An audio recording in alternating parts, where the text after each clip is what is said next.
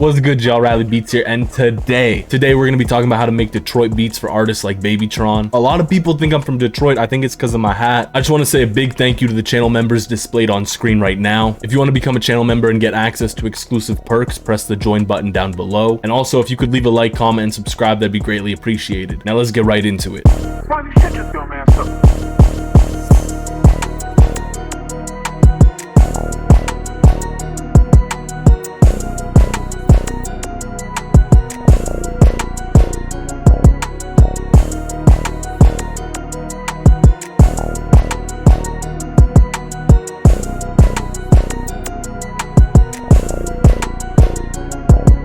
So typically Detroit type beats are in faster BPMs, so I'm in 168. This might be a little bit on the slow side. And for sound selection, there's a lot of keys and synths, so let's break down the melody. So to start this out, I just put down this progression here.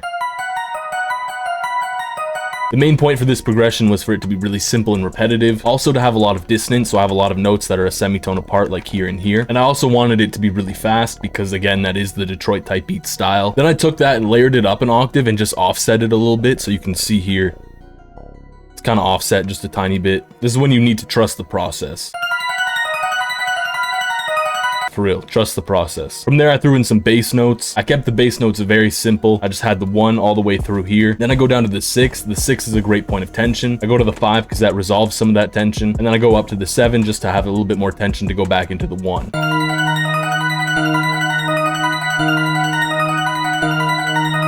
So then I added in these notes here, and there wasn't really much logic to this. I just kind of liked how it sounded. But if we were to break this down, having these notes here makes it imply the D sharp minor suspended 2nd chord, whereas having these notes here makes it imply the 6th. Something similar happens here, but it's implying the 4th instead of the 6th. This is just straight up the notes from the 5th. And then this would imply the C sharp major suspended 4th chord.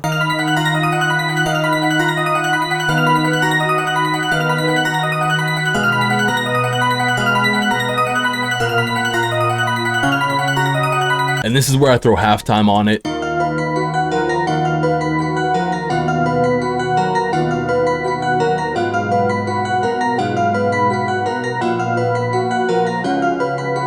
Sounds a lot better. So then I just layered in the bass notes with this piano.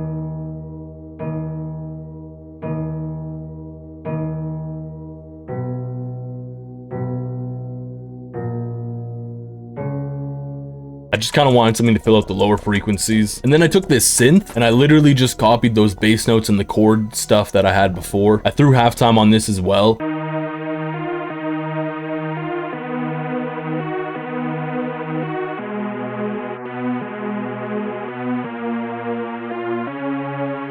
And then I took another synth and made this super simple counter melody. The biggest thing for this counter melody was just focusing on these notes that were a half step apart to build up a kind of eerie sound, kind of to get that dark vibe. And for these melodies, I really like focusing on the 6th and the 5th, like I did here.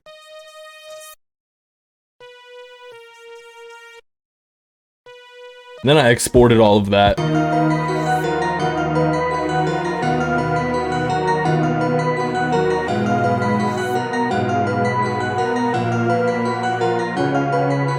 So for drum sound selection, you'll want to have a bass, kind of like a saw bass. I'm not really too sure, but this is kind of how the bass usually sounds.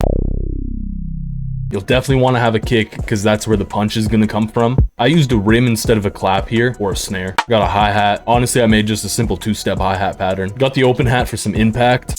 I got this like stomp perk effect.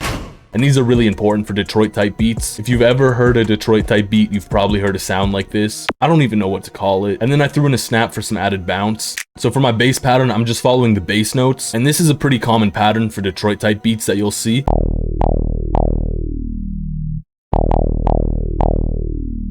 And then I copied that pattern over here, but I added in this little roll because I felt like it faded into the next bar real nice. And then I added the bass on these 2 beats here because I thought it added a nice bounce.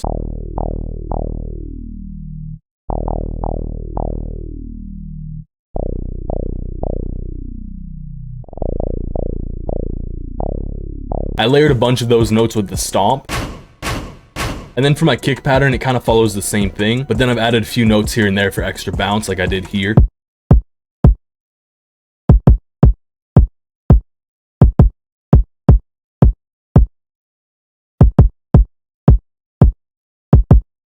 In some sections, I layered the open hat with the stomp and the bass, and I did this for impact, and then I faded the velocity down.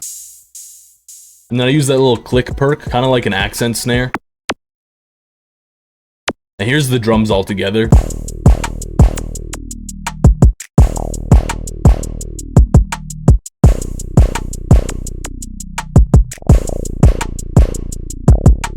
So something really common with these kinds of beats, arrangement wise, is to have these chopped up kind of intros like this. Riley, shut your dumb ass up.